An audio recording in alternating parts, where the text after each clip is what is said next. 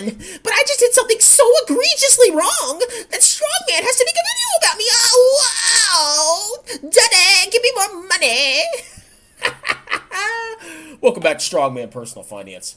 We have here, ladies and gentlemen, a massive, insane, disgusting, degenerate, nasty grift. That's right, everything money. And Paul Gabriel are dirty, lying, thieving, grifting scum. And I'm going to prove to you that he is manipulating his returns. Now, in a recent video, old Small Gabriel here, why do we call him Small Gabriel? Because his schlong is small, that's why. Small Gabriel here claimed that he's only down 7% on Alibaba stock, when we all know he's probably down 50% or more. But he's such a bussy that he can't even admit his freaking losses. I'm going to show you exactly what he's doing, and I'm going to show you what these other grifting clowns are doing to make it seem like they're making money, when in reality, they're just buying and selling and manipulating their cost basis. So let's read this tweet from Paul. Now, I had to do this in the incognito because he blocked me. Freaking loser. Paul Gabriel. Hey guys, Daddy, I'm so rich. Whoa. How can a stock be down 50% from when you started buying it, and you are only down 10 to 15%? I wonder, Paul Gabriel, you're just that good of an investor. You can just magically lower your losses. That's the beauty of dollar cost averaging. True, you buy a stock as it's going down, you'll lower your basis. That's true. Tax loss harvesting. And most importantly, the beauty of understanding what you are buying. Now let's talk about tax loss harvesting. Basically, you sell a stock at a loss, you wait in excess of 30 days to buy it back, and you get to take that loss on your tax return. But a funny thing happens when you tax loss harvest. When you rebuy the shares that you sold, the cost basis, the amount you paid per share, goes down. You're going to see this in a second. And people can use that to make believe, to pretend that they are up on a stock, when in reality, they've lost massive amounts of money. And I'm going to show you with math. Okay, it's not freaking hard, but you clowns keep falling for these grifters. No, I'm 20,000x up on Baba, bro. My cost basis is $2. If you understand what and why you are buying a company, what does that matter? Okay, you understand the company. What does that have to do with how much money you lost? You look forward to lower prices to add to your position. You know, when I add to my position, and you know how many positions I'm about to put you in, Paul Gabriel? A lot, and you're gonna like it. You know what I do with my positions? A dollar cost average and total market index fund. Okay, efficient markets, bro. Sue me.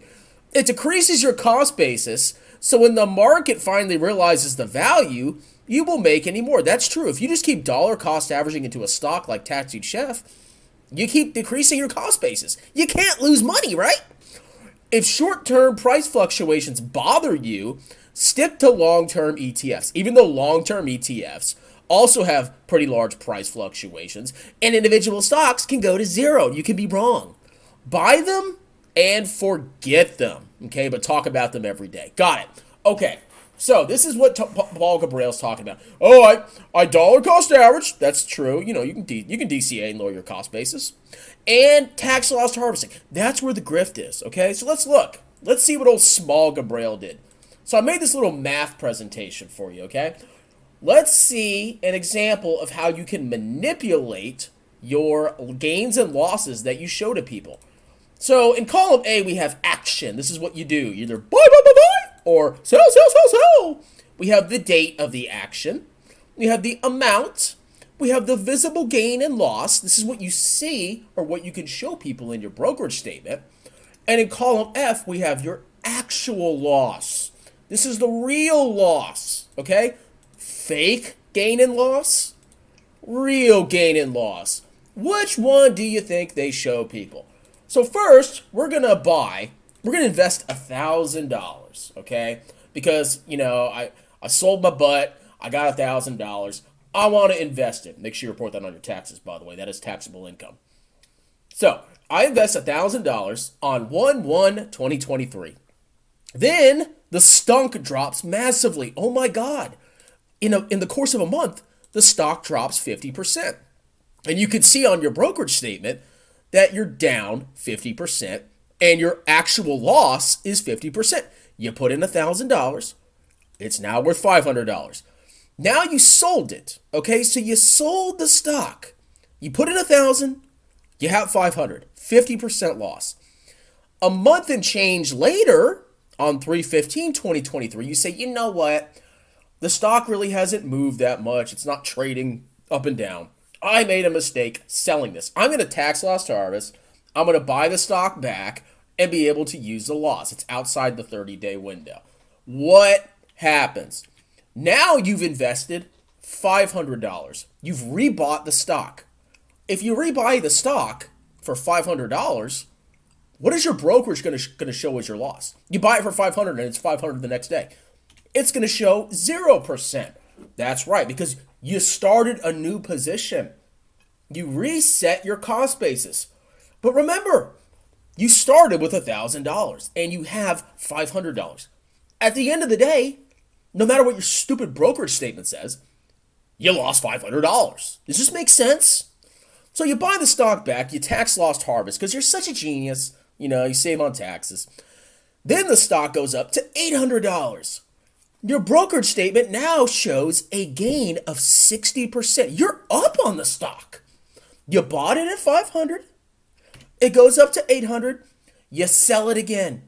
Oh my God. You made a 60% gain. You can show this in your Lafufu videos. You can show this in your little stupid presentation that you write on your Apple whiteboard or whatever.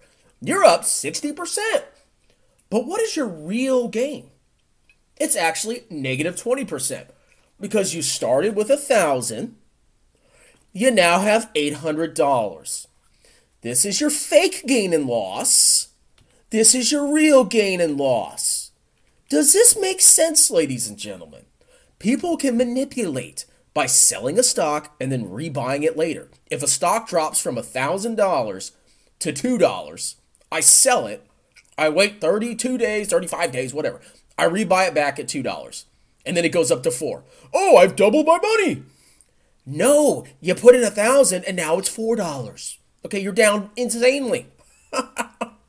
This is the grift. This is what he's doing. He is down massively.